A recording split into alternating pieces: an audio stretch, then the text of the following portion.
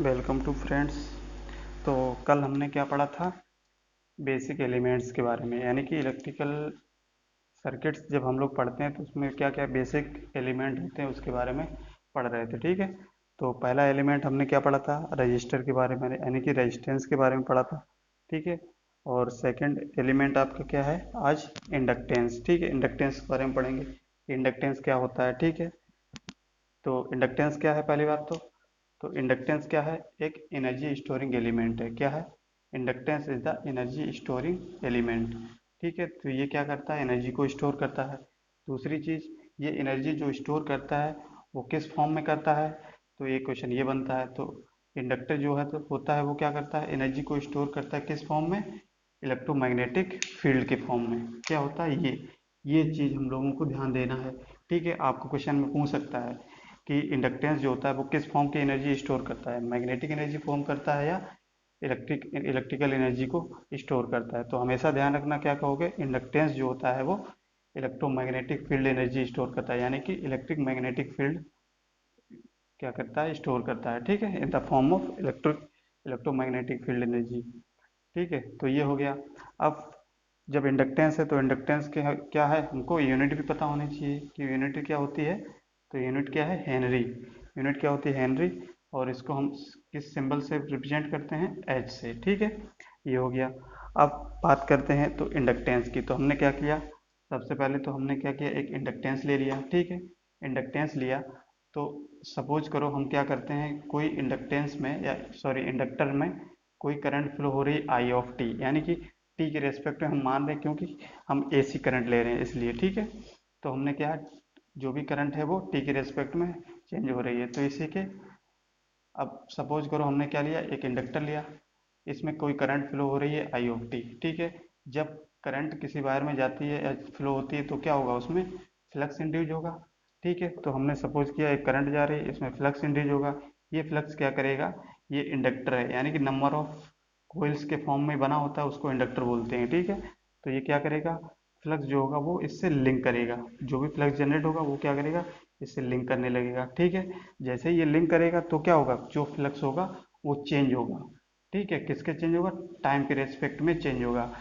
तो आप लोग एक पढ़े होगे फैराडे लॉ। ठीक है, क्या पढ़े हो? Faraday's law. ठीक है, फैराडेज लॉ क्या कहता है कि rate of change of flux, क्या कहता है कि rate of change of flux, यानी कि फ्लक्स जब चेंज होता है टाइम के रेस्पेक्ट में तो क्या इंड्यूज होता है? वहां पे वोल्टेज इंड्यूज होता है, यानी कि ईएमएफ इंड्यूज होता है कि नहीं? तो वो ईएमएफ क्या होता है? Minus N D phi upon D T, यही होता है फैराडे लॉ। ठीक है, और इसमें जो माइनस साइन है वो क्या करता है? लॉ को लेंज लॉ को इंडिकेट करता है। ठीक है, आगे हम लोग पढ़ेंगे तो हम डिटेल में बताएं कि लेंज लॉ क्या होता है। ठीक है, तो ये जानते हैं कि फैराडे लॉ क्या होता है। जब भी कोई फ्लक्स क्या होता है?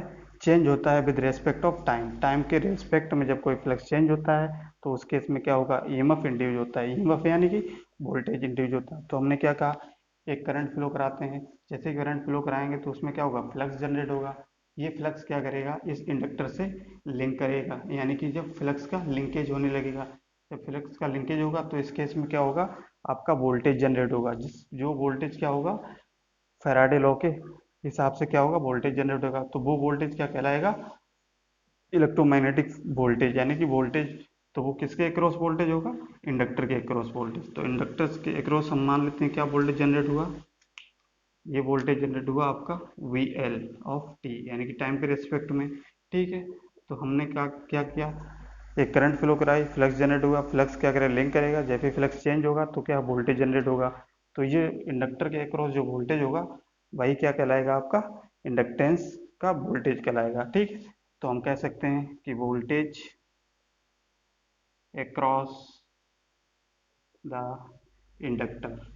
तो वोल्टेज अक्रॉस द कंडक्टर अगर पूछा जाए तो क्या हो जाएगा? उसका फॉर्मूला हम लोग देखते हैं। ठीक है, इसको रफ कर देते हैं।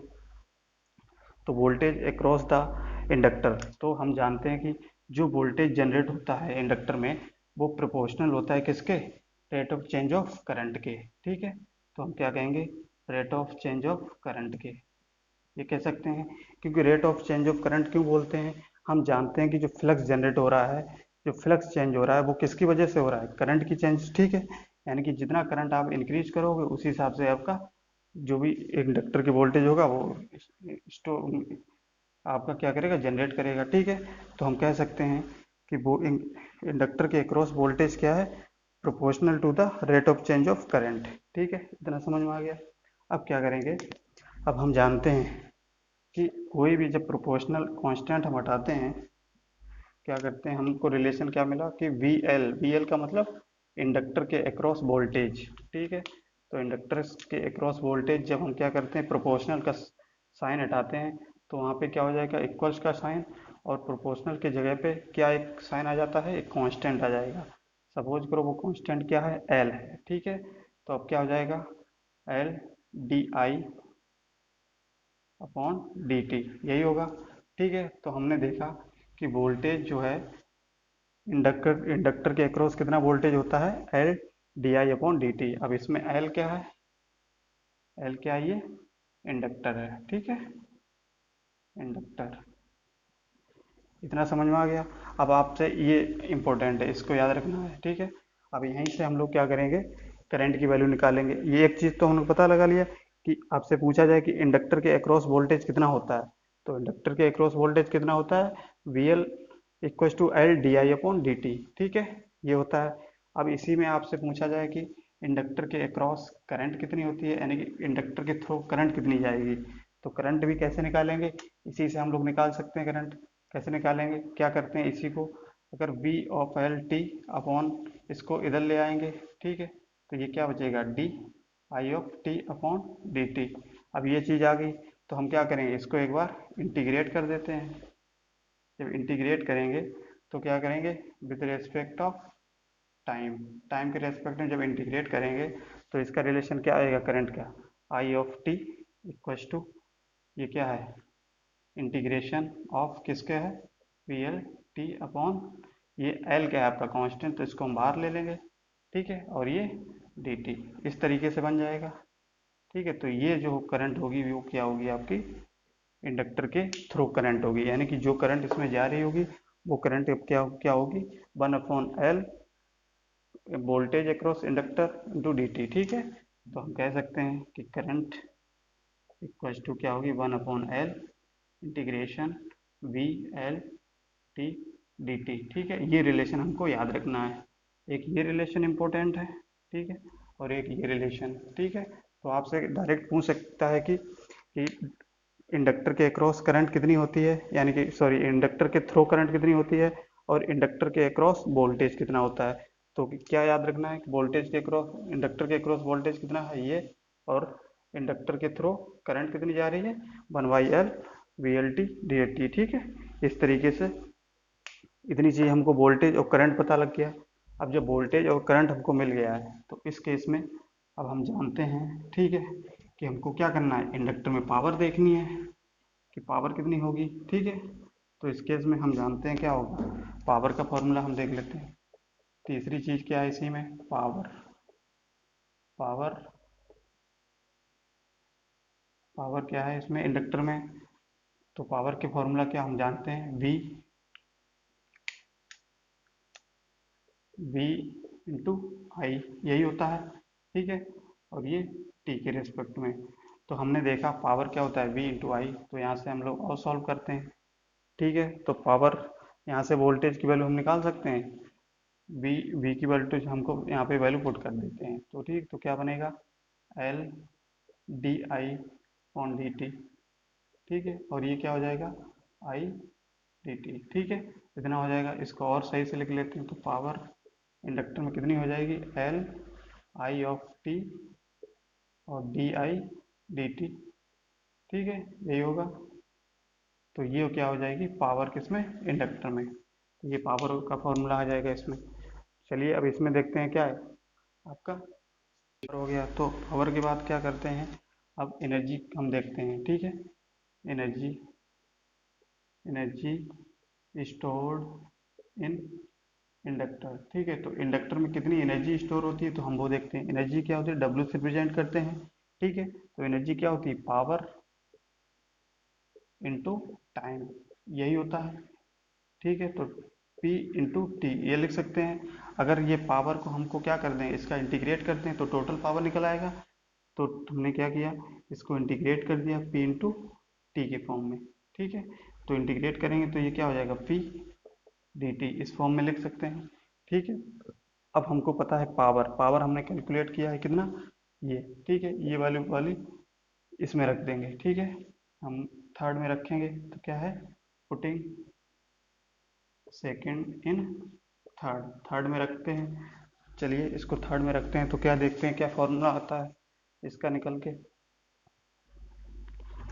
तो क्या हो जाएगा, W इक्वल्स टू इंटीग्रेशन, ठीक है, P कितना निकाला है हमने, L और I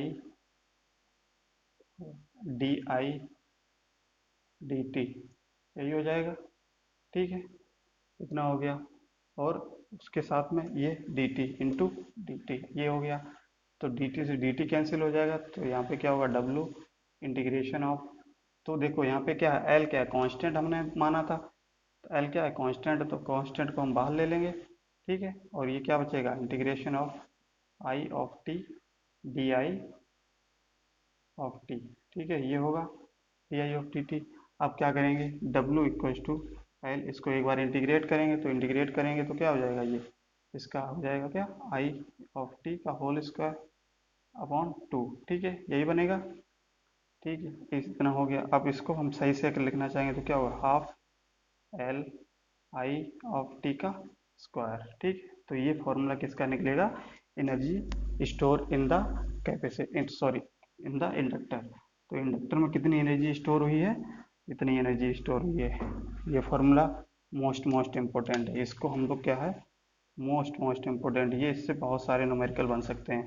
ठीक है, डायरेक्ट पूछ लेगा आपका, इंडक्टर की वैल्यू दे देगा, करंट की वैल्यू दे देगा। ठीक है, आपसे यहाँ से पूछ लेगा कि इंडक्टर में कितनी एनर्जी जा रही है। ठीक है, तो कितनी एनर्जी स्टोर करेगा, हाफ एल आई स्क्वायर। अगर ये क्या है, अल्टरनेटिंग करंट के लिए है। अब सपोज क्या है, फॉर, सपोज नहीं, ऐसे लिखते हैं, फॉर कांस्टेंट कांस्टेंट करंट। जब कांस्टेंट करंट है यानी कि डीसी की केस बात की जाए, तो कांस्टेंट करंट के फॉर्मूले में आपका कंडक्टर, तो एनर्जी कितनी होगी स्टोर, तो क्या होगी, हाफ एल आई स्क्वायर। ठीक है, ये फॉर्मूला आपका मोस्ट इम्पोर्टेंट है, ये हमेशा याद रखना। ठीक है, इम्पोर्टेंट।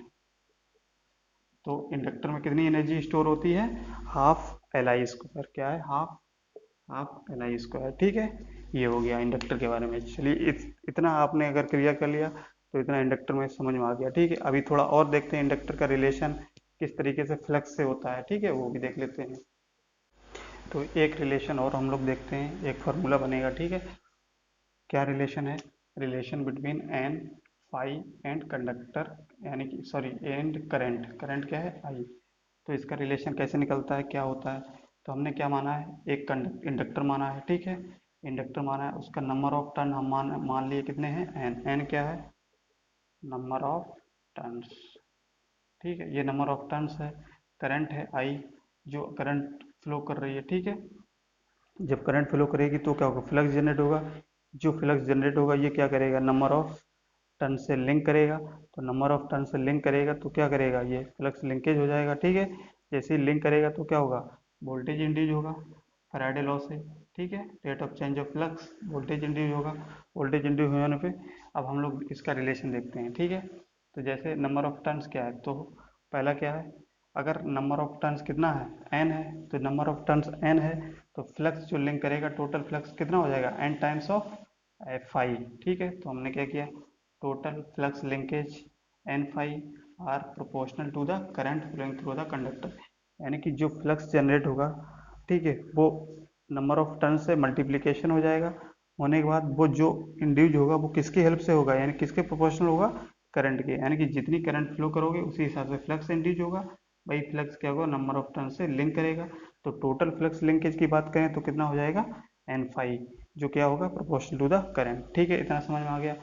तो हमने इसको क्या किया, मैथमेटिकल के फॉर्म में लिख लिया, N phi proportional to current, यानी कि करंट जितनी बढ़ाओगे उसी हिसाब से फ्लक्स का लिंकेज होगा। ठीक है, तो हमने क्या किया, जब प्रोपोर्शनल कांस्टेंट हटाएंगे, प्रोपोर्शनल का साइन हटाएंगे तो क्या हो गया, कांस्टेंट आएगा।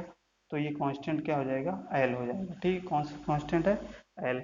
L means inductor, inductance. ठीक है, तो क्या होगा, फिर हमने इसको सॉल्व किया तो ये क्या हो जाएगा, एन फाइव एल आई। ठीक है, ये रिलेशन निकला। अब अगर यहाँ से क्या निकालेंगे, इंडक्टर की वैल्यू निकालेंगे एल, तो एल क्या हो जाएगा, L equals to N five upon I.